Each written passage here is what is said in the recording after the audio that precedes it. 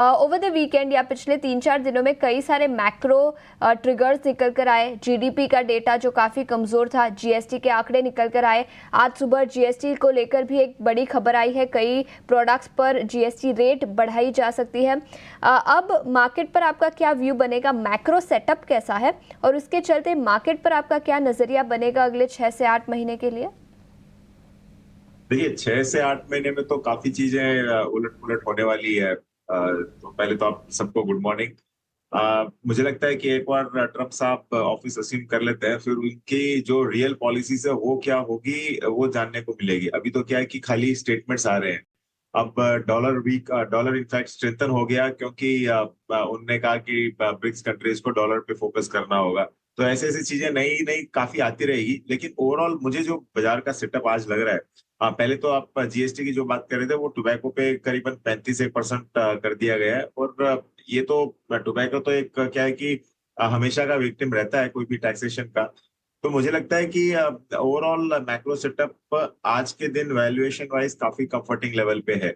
आप अगर कल का बाजार भी देखो, बाजार एक तरीके से मैं कहूंगा कि फ्लैटिश ही था, क्योंकि रिकवरी अच्छी दी थी बाजार ने। लेकिन जो small and mid cap segment थे, वहां पे आपको कई स्टॉक्स में अच्छी रैली देखने को मिली। और ओवरऑल जो लार्ज कैप इंडेक्स है, मुझे लगता है कि वैल्यूएशन कंफर्ट यहाँ पे जरूर है। तो इस कंफ्यूजन के दौरान हो सकता है कि हम लोग वॉलेटाइल रहे और एक ही रेंज में रहे। ज्यादा डिप मेरे को नहीं देखने को दिख रहा है। मतलब मुझे नहीं लगता है कि कोई बड़ा करेक्शन यहाँ से आएगा। लेकिन हाँ, कोई भी अगर पॉजिटिव न्यूज आती है तो यहाँ से आपको रिकवरी जरूर देखने को मिलेगी। अब जीडीपी के आंकड़े खराब आए, ओवरऑल मतलब एक्सपेक्टेशन से खराब आए थे। लेकिन कुछ हद तक जीएसटी के नंबर्स ने उसको सेट ऑफ किया है।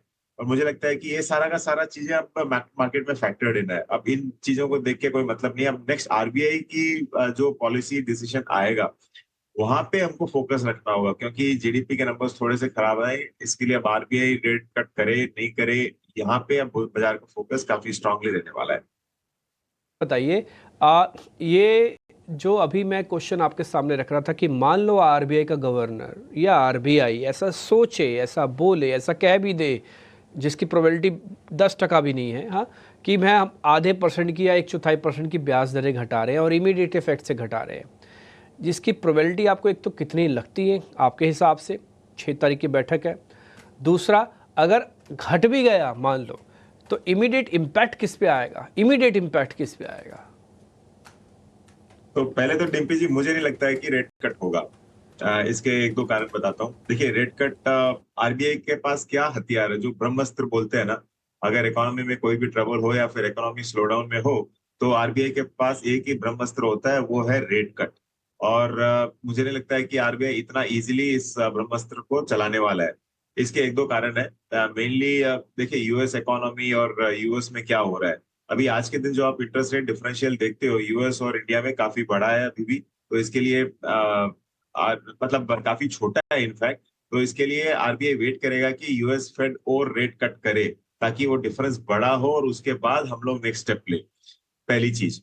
दूसरी चीज, काफी हद तक अभी ये डोनाल्ड ट्रंप ने एक दो बातें कही थी, इसके लिए थोड़ा सा डॉलर स्ट्रेंथन हुआ था। लेकिन काफी हद तक आप अगर कंपेयर करो अकॉर्डिंग टू वर्ल्ड करेंसीज, तो इंडिया का जो रुपी है काफी स्टेबल है। और ऑलमोस्ट सबसे मतलब स्ट्रॉन्गेस्ट में टॉप 3-4 में ही वो रुपया आ रहा है। तो इसका कारण ये भी है कि आरबीआई इसके मतलब यहाँ पे भी आरबीआई को चिंता नहीं है। तीसरी चीज, ठीक है, एक क्वार्टर का जीडीपी नंबर खराब आया, लेकिन ओवरऑल जीडीपी कंट्रोल में है। और आरबीआई को मालूम है कि जीडीपी वर्स्ट नहीं है दुनिया में। आज भी हम लोग नंबर 1 फास्टेस्ट ग्रोइंग इकोनॉमीज में है, तो आरबीआई कट क्यों करे।